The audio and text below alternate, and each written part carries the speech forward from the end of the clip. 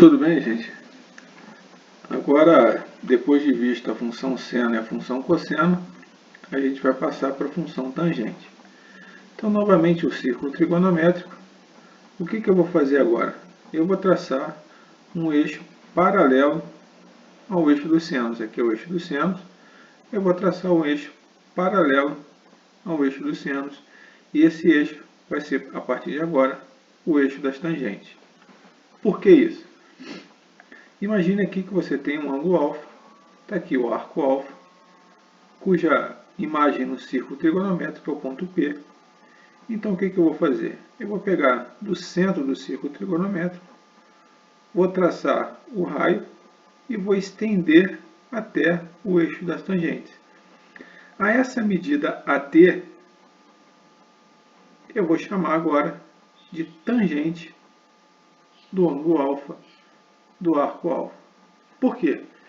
O que é tangente? Tangente é cateto oposto dividido pelo cateto adjacente. Então imagine o triângulo retângulo OAT. A tangente de alfa é o cateto oposto, que é AT, dividido pelo cateto adjacente, que é o A. Só que o círculo trigonométrico tem raio 1. Então vai ficar AT dividido por 1, que vai ser AT. Então a tangente de alfa é AT. Então a tangente do ângulo é a ordenada de T. É esse ponto aqui. Tudo bem, gente? Essa distância AT vai me dar a tangente do ângulo alfa do arco alfa. A função tangente é uma função de R menos π sobre 2 mais kπ em R.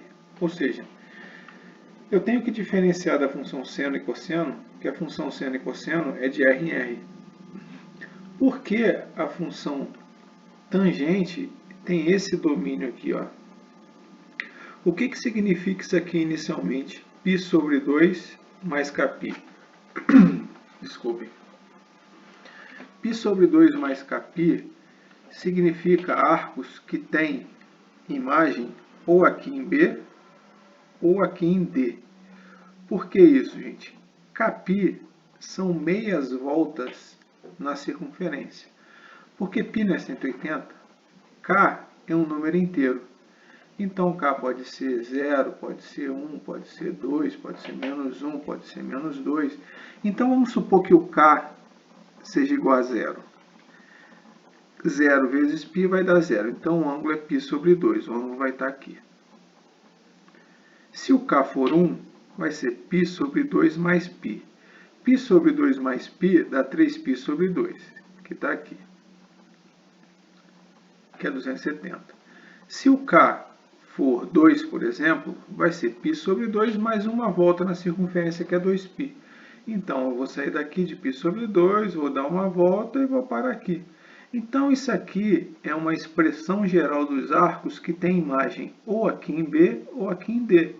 Então, por que o domínio? Por que ângulos aqui em B ou em D não tem tangente? Por quê, gente? A tangente não tem que projetar aqui no eixo das tangentes.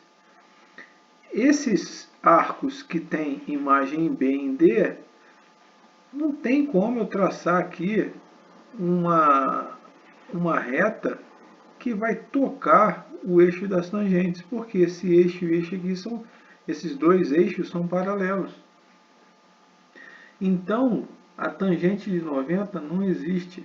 A tangente de 270 não existe, bem como todos os arcos têm imagem aqui e aqui, ou aqui. Por isso que a tangente ela tem domínio em R menos esses arcos, cuja imagem é aqui e aqui, porque eles não possuem tangente. Tudo bem, gente? Os demais arcos todos possuem tangente. Por exemplo, esse arco aqui do segundo quadrante, se eu quiser tangente, eu vou traçar aqui, olha, o diâmetro e vou parar aqui embaixo. Então a tangente vai ser medida de A até aqui.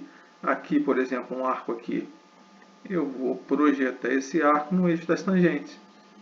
Aqui também eu consigo projetar. Em B e em D eu não consigo fazer isso. Então a tangente tem o domínio R menos π sobre 2 mais kπ, onde K pertence a Z. Tudo bem, gente? Então isso aqui é o domínio. O contradomínio é real. depois eu mostro o gráfico para vocês. Na verdade, eu vou mostrar o gráfico agora. Então está aqui, gente, o gráfico da função tangente. Observem, aqui primeiro, isso aqui é só a título de observação. Aqui eu tenho arcos do primeiro quadrante, aqui eu tenho arcos do segundo quadrante, aqui eu tenho arcos do terceiro, aqui eu tenho arcos do quarto quadrante. Observe, quando eu aumento o ângulo, a tangente também aumenta. Ó, a tangente de 30 é menor que a tangente de 45, que é menor que a tangente de 60. Então, no primeiro quadrante, que é de 0 a π, a função cresce. Tá vendo? O que é essa reta pontilhada aqui, gente? Na matemática eu chamo de assíntota. O gráfico não toca essa reta. Ele chega muito próximo à reta, mas não toca. Por quê? A tangente de 90 não existe. Foi o que eu falei para vocês anteriormente. Então, o gráfico não pode tocar aqui no 90 graus, porque a tangente não existe. Bem como a tangente de 270 não existe. O gráfico não pode tocar aqui. Então, isso aqui eu chamo na matemática de assíntotas verticais. No segundo quadrante, olha o que acontece com as tangentes. A tangente de 120 está aqui embaixo. A tangente de 135, pô, já está mais aqui em cima. A tangente de 150 já está aqui em cima. Então está se aproximando da origem, ou seja, está crescendo também. Então no segundo quadrante, a função cresce também. No terceiro quadrante, ó, 210 está aqui. Olha 225, está aqui. Olha 240, poxa, está lá em cima. Então a tangente no terceiro quadrante cresce também. Então aqui cresce. E no quarto quadrante? Aqui está a tangente de 300. Aqui está de 315. Lembrando aqui que eu estou trabalhando no lado negativo da reta. E aqui 330 está mais próximo da origem, ou seja, está aumentando os valores. Então ela cresce também. Está aqui, crescente. Então olha que a função é crescente no primeiro quadrante, no segundo quadrante, no terceiro quadrante e no quarto quadrante. E assim vai. Esse gráfico da função tangente é chamado de tangentoide. E verifiquem, o período da função tangente é π, porque a partir de π os valores começam a se repetir. Então está aqui, ó, de 0 a 90 e de 90 a 180. De 180 a 270, os valores começam a repetir. São esses mesmos valores que eu tenho aqui. Então, a partir de π, os valores começam a se repetir. Então, o período da função tangente é π. Tudo bem, gente? Lembrando lá do raciocínio que eu mostrei para vocês, da função seno e da função cosseno, que o período é 2π sobre k, onde k é o número que multiplica a incógnita x, eu posso fazer a mesma coisa com a função tangente. O período vai ser π sobre m. π sobre m, onde m é um número que multiplica o x. Por exemplo, deixa eu mostrar aqui para vocês. Equation. Deixa eu trazer isso aqui para cá. Então você escreve aqui, por exemplo, que a tangente é tangente de um ângulo mx mais n. Por exemplo, você quer a tangente desse ângulo aqui, ó, mx mais n. Esse m é o número que multiplica o x. Então, se você quiser o período da função tangente, você vai pegar o π e vai dividir por esse número que está multiplicando o x. Bem como a gente fez lá na função seno e na função cosseno. Tranquilo? Deixa eu apagar. E vamos aqui para baixo, ver o sinal da função tangente.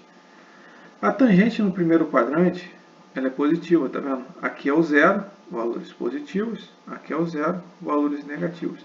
Tanto no primeiro quanto no terceiro quadrante. As tangentes são positivas. No segundo e quarto quadrantes, a tangente é negativa, está aqui embaixo. Vai estar abaixo do zero.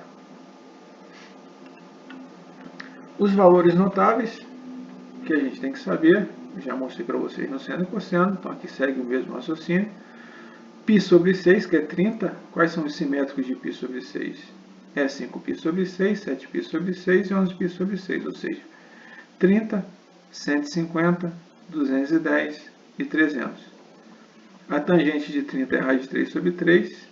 De 30 é de 210, tá vendo? Vai dar raiz de 3 sobre 3 também. De 150 e 300 é menos a raiz de 3 sobre 3. De 45, de 135, aqui 225 e aqui 315. Tá vendo? A tangente de 45 é 1, bem como aqui a de 225. A tangente de aqui é 135, aqui é 315, vale menos 1. 60, 120, 240 e 300. Tangente raiz de 3 para 60 e 240 e menos raiz de 3 aqui para 120 e aqui para 300. Tudo bem, gente? E bem como a tangente de zero, tá vendo? A tangente de zero está aqui, ó. A tangente de zero é zero. A tangente de 180 é zero. A tangente de 90 não existe, porque esse eixo é paralelo com esse. E a tangente de 270 também não existe, porque esse eixo é paralelo a esse. Então a gente tem que conhecer também os valores notáveis da função tangente. Arcos côngruos têm a mesma tangente, segue o mesmo raciocínio lá do seno e cosseno. Então arcos côngruos têm tangentes iguais. Aqui ele deduz uma fórmula, a relação entre tangente, seno e cosseno. Então imagine esse triângulo retângulo, triângulo OAT, e o triângulo retângulo OP1P. Esses dois triângulos retângulos são semelhantes. O triângulo OP1P, esse valor aqui é o cosseno, esse valor aqui é o seno, e aqui vale 1. E o triângulo OAT, esse cateto vale 1, está aqui, esse cateto vale a tangente do ângulo. Então, usando a semelhança, a razão entre lados homólogos, eu tenho que tangente de alfa está para o seno de alfa, assim como 1 está para o cosseno de alfa. Multiplicando o seno de alfa por 1, eu tenho que tangente é seno sobre cosseno. Só que para valores diferentes de π sobre 2 mais kπ, que eu falei para vocês. Π sobre 2 mais kπ são arcos que ou estão aqui ou estão aqui, cujo cosseno é zero, gente. O cosseno de 90 é zero. O cosseno de 270 é zero. Então você não consegue dividir o número por zero. Então esses valores aqui têm que ser diferentes de π sobre 2 mais kπ.